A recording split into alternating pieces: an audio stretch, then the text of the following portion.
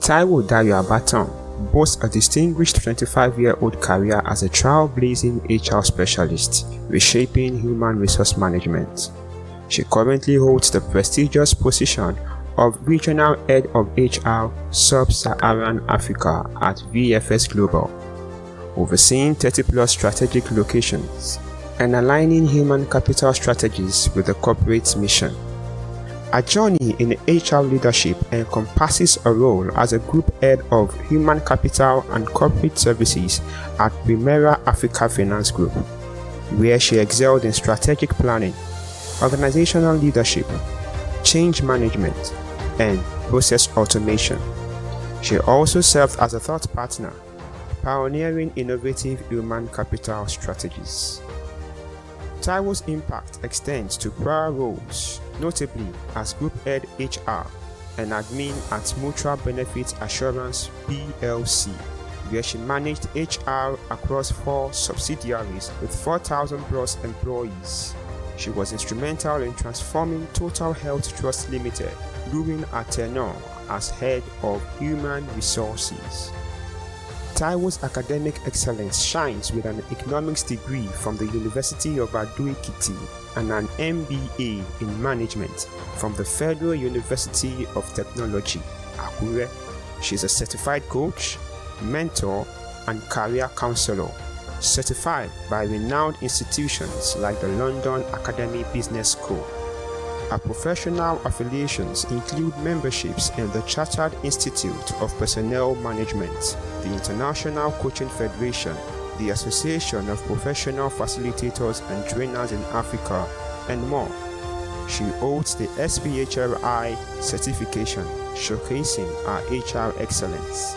Taiwo's influence expands to board positions and faculty roles, serving on the Advisory Council of the Association of Professional Facilitators and Trainers in Africa, the Board of Trustees of the Power Women Network, and as Advisory Board Chair of HR Expo Africa. She imparts knowledge as a faculty member at Beth Consulting, Belfort Consulting, and the Rome Business School in Nigeria. Taiwo also holds an esteemed advisory board position at Vantage Consulting, Canada. Committed to giving back, Taiwo founded Taiwo's Coffee Chat, the HR Foundry, and Premium Mentoring Program with TDA, platforms for HR professionals development. Our impact is globally recognized through numerous awards, including the CIPM HR Best Practice Award, the African LinkedIn Influencer Award, and 122 top CHRO in the world. She's also the author of Climbing the Career Ladder for Success. A quintessential leader, Taiwo embraces teamwork while balancing her roles as a devoted spouse and nurturing parent. Thank you, mirroring the passion Multimedia. that drives her professional Thank you, journey. Multimedia. Thank She you, loves God Multimedia. and is always willing to Thank help. you, Multimedia. Ladies and gentlemen, with Jesus' joy, let's make welcome Taiwo Abaton.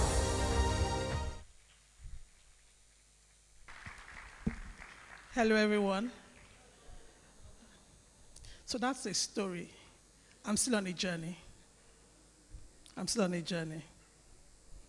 want to appreciate the leadership of the church, the planning committee of this event, particularly Emmanuel. God bless you, and well done for the good work you're doing. I'm a stickler for relationships, so I want to appreciate my co-speakers, and I'm connected to each of them in a special way. I will start with Lola Eso.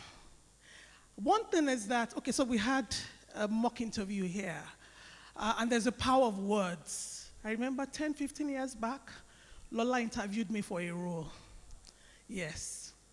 And at that time, I didn't understand who I was or the power that I carried. But she made me to identify it. With a few words she told me at that time, your CV is remarkable, you have so much energy, I can guarantee you you're going to be successful. Here am I today. Thank you, Lola, for these words. Wale Smart. Wale Smart is the Director General of NECA.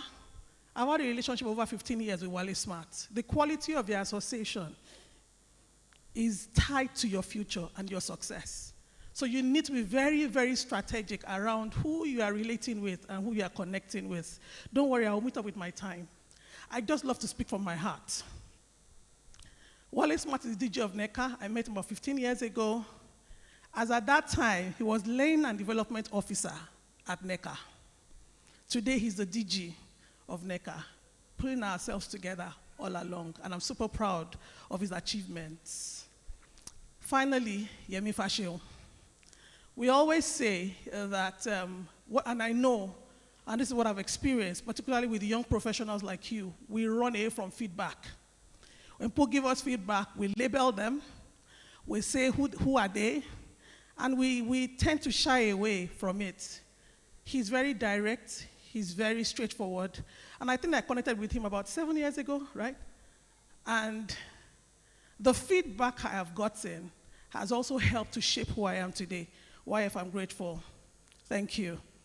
Those words may be a bit hurtful at times, but I go back and I retrospect on them, and I ruminate. What a mentor wants, whether he likes or not, is my mentor. What a mentor wants is your progressive change, and that difference being seen in you for every word or every comment or every statement made to you. So I'll dive straight into my topic today. And the topic is very straightforward. Lola, you've laid a very good foundation for this session. And then Wale Smart put on his coaching cap, and he talked about a lot of things. So mine is just to put him, and you know your guys have spoken. Who am I?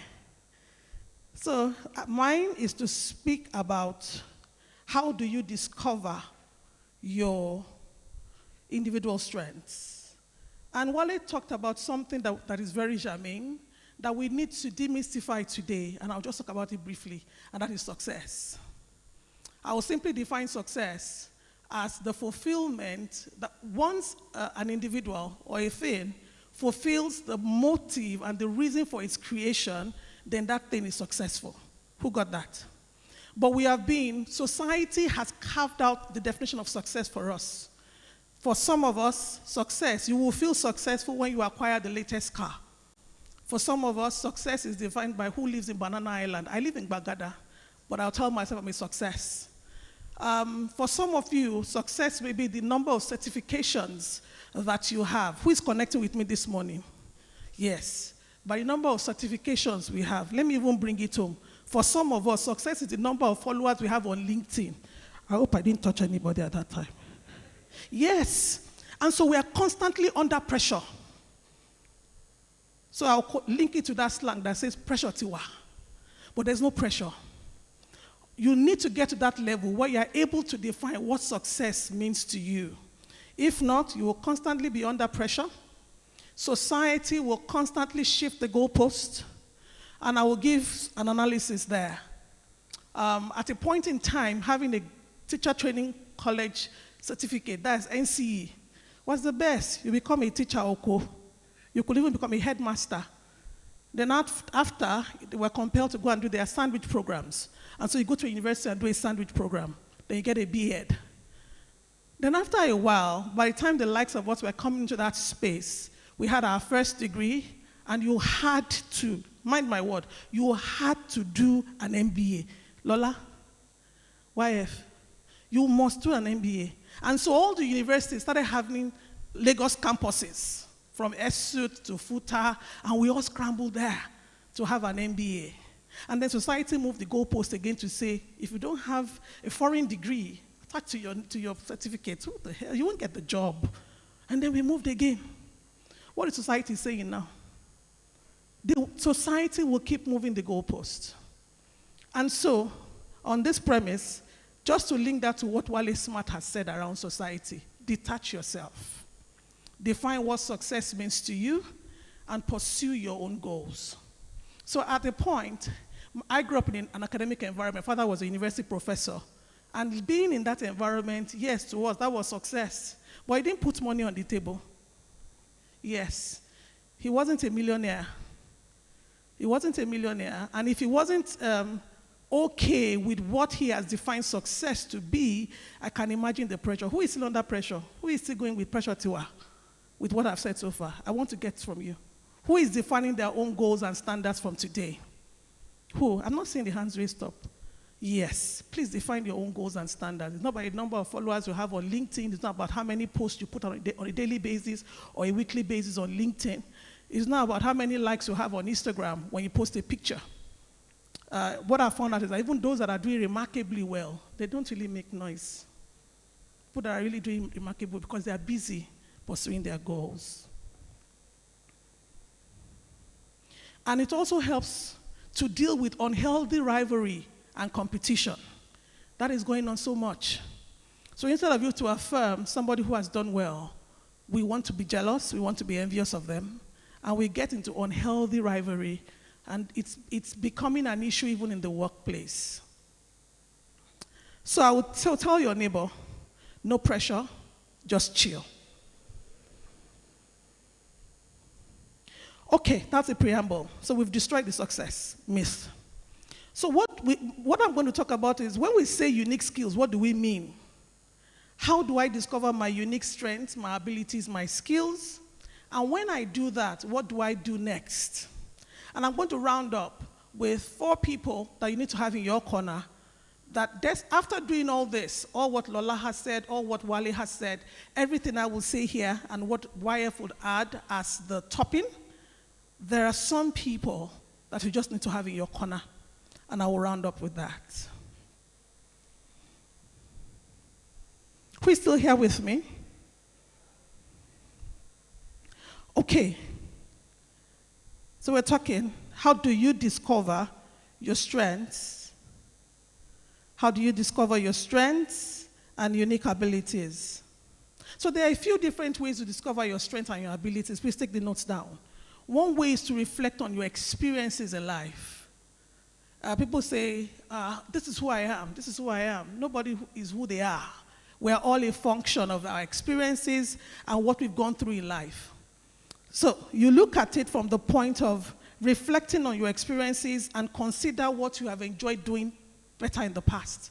What have you enjoyed doing better?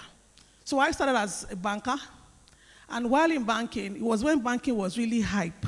You wear your suit, we used to do color blocking.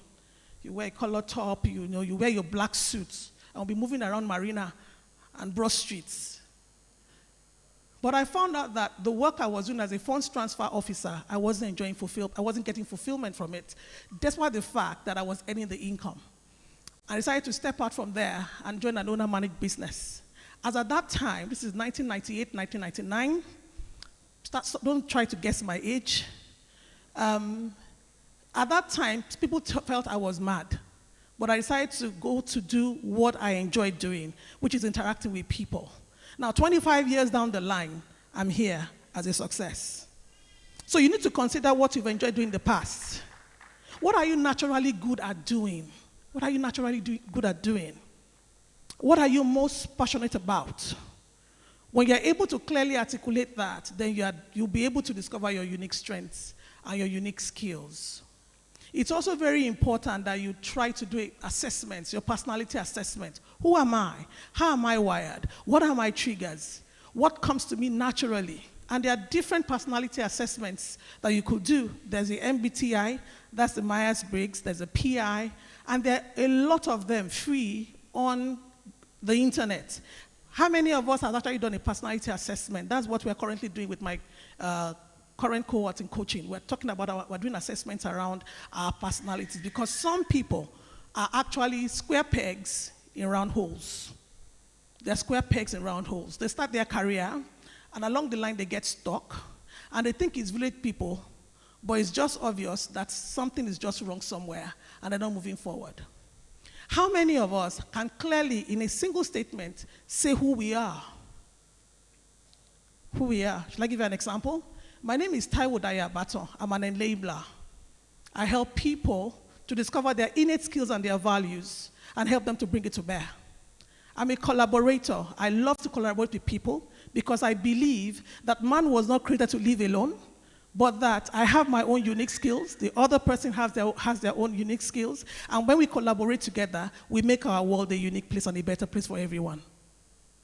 How many of us can clearly put that statement together about yourself? What are your values? 3 values drive me. The first value is time consciousness. I'm very conscious of time. Time is a resource equally endowed to all men. The successful man and the failure is how, the difference is how they have used time. The second one is relationships. I've just defined that. I value relationships enough.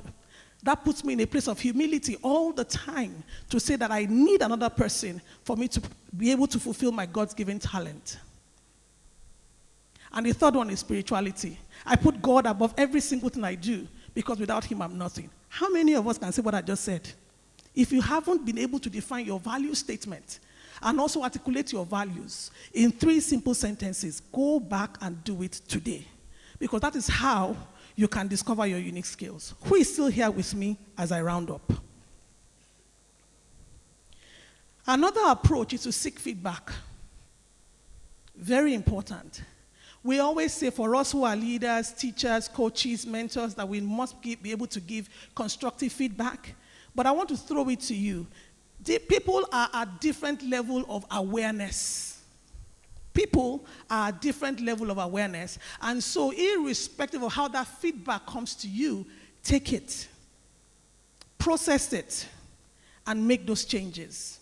I found that is lacking with the present generation. You must be open to feedback. You must be flexible. You must have that growth mindset. And always, I want to go back and do better. Even here, am I not giving feedback? Yes. So you want to be able to take feedback from friends, family, and colleagues. Finally, you can try new things and experiment with different activities to see what resonates with you. Try new things.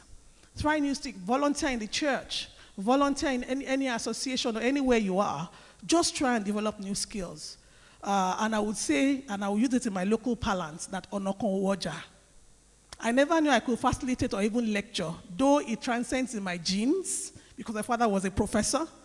But I had to seek to say, what other things can I do beyond my 8 to 5 as HR?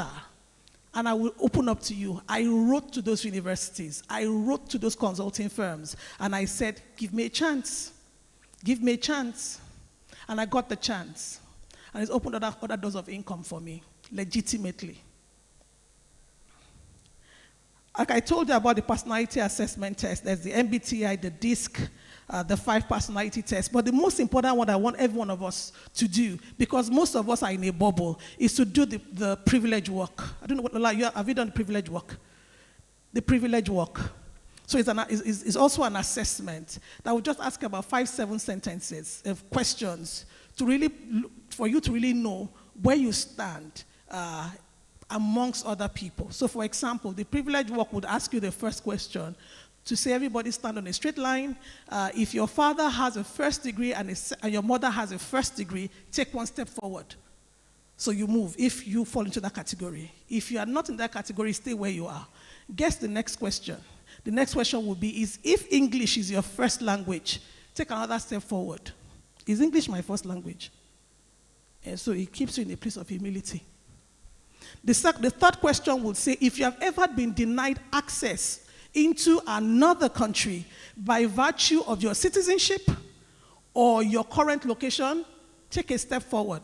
And you see everybody rushing. That makes you to be humble. Because we always think we're the best thing that happened after sliced bread. I apologize for that. Yes. So it's like your reality is pushing you in the face, and you're able to assess yourself, and you just put yourself where you are. I would say one thing, that anywhere you are in life, there's always somebody ahead of you who has done what you are trying to do. And there will always be somebody behind you who is trying to follow you. So we are all Ariola. Those who are not Yoruba, please interpret for them. We are all in the middle. And I'm saying again, it puts you in a place of humility. Once you have discovered your unique strengths, so I've told you how to discover your strengths, the next step is to figure out how to apply them in your life. And it might involve you making a career change. It may also involve you making a location change. Many of you, it may not be Lagos, it may be Ondo Town, it may be Iwo. For me, it was Ado Ekiti. Where will be your nurturing ground for you to birth what you are called to do? So once you understand your skills and your strengths, it helps you to deal with the bandwagon effect. Lola and myself were praying when we were doing the interview. And when the first candidate spoke, I said, I hope they will not follow the bandwagon effect. The second candidate followed briefly and then reversed back. But the third person got it. So many of us are actually following the bandwagon effect. When you understand your strengths and your skills, you may have to change your career. I changed mine from banking to HR. It paid off at the end of the day. You may also have to change your location. So many of us, maybe we're still going to Japa. Amen. But if Lola, with all her qualification, and myself, are still saying Nigeria is where we want to be and spread our tentacles across the world, then why not you? By virtue of my role at the company I work for, I see the surge of visa applications. People coming every day. Imagine us getting 1,000 visa applications for Canada daily, that we even have to shut down the system to say, don't open up appointments, because everybody wants to move. On the flip side, we also have to receive expatriates into the country. And I said, what are those expatriates looking for that we can't see here in Nigeria? God will help us. If you've discovered, for example, if you've discovered you're a highly creative person, you might want to pursue a career in the creative arts or the creative fields. If you're a good communicator, you might want to work on developing your skills in your job or social life. I'm rounding up. Who are the people that you need on your side? And I think for nothing, this should be the most important part of my talk. I've said, with everything we're all saying here, or we've said, Lola, Wale, myself, and which Yemi will also say, this is also very important. So, tell yourself, I need help. Who is that doesn't need help? I need help. I want to steal, so I need help. The first person you need, and I'm also a very spiritual person. I am not ashamed of the gospel of Christ. It is the power of God unto salvation. So at every instant, I make bold to say and profess my confession and my love for God. So I'm going spiritual now. The first person you need in your life are angels. Somebody is shocked. People need to announce you. Lola, somebody announced you, yes or no? Why, if somebody is announcing you daily basis? Where is Emmanuel Ginosco? Thank you for announcing me that I'm on this platform. Somebody has to announce you. Angels are heralders of good news. When Jesus was going to be born, they went out. They said, the 3 wise men went out, yes or no? To say, somebody has been born. We're looking for him. So start asking yourself, who is the angel? It could be your boss in the office. It could be a friend on a platform. And because you need angels, you also have to be careful around your relationships. Many of us, doors are closing on our faces on a daily basis without us knowing, because we have despised our angels. God will help us in Jesus' name. The second set of people that you need are craftsmen. And who are those craftsmen? Coaches, mentors, counselors. You need them in your life. Some people will say, I'm self-made. You cannot, yes, it's good. You can go far, but to go farther and to achieve your purpose, you need that counselor, you need that guide. And what do craftsmen do? They repair faulty foundations. So when you're talking to a coach or talking to a mentor, they're helping you to have a paradigm shift and a change in your mindset and orientation. Who's catching something there? The third set of people that you need in your life are shepherds. What do shepherds do? They guide and they direct. That boss in the office that you despise so much, that you take their names to your parents and say, Mommy, help me to pray in church. In fact, I don't know about that guy. He just doesn't like me. Maybe the one that would open the door and guide you right. So we need shepherds. Look for shepherds. In the church, in the family, in your professional community, look for them. And finally, the fourth set of people that you need is the host of heavens. You need God in everything you're doing. You need the host of heavens to fight your battles for you, because you cannot do it alone. And I would say, I've spoken about success, broken the success myth. I've talked about why you need to understand and discover your skills. I've talked about when you discover those skills, how you use them, And I've discovered about the role of the mentor, the coach, the counselor, the shepherd, the craftsman in our lives. So I'm throwing this question back to you. Tell yourself, what next? What next? What are you going to be doing with everything you've heard today? Ladies and gentlemen, I rest. Thank you.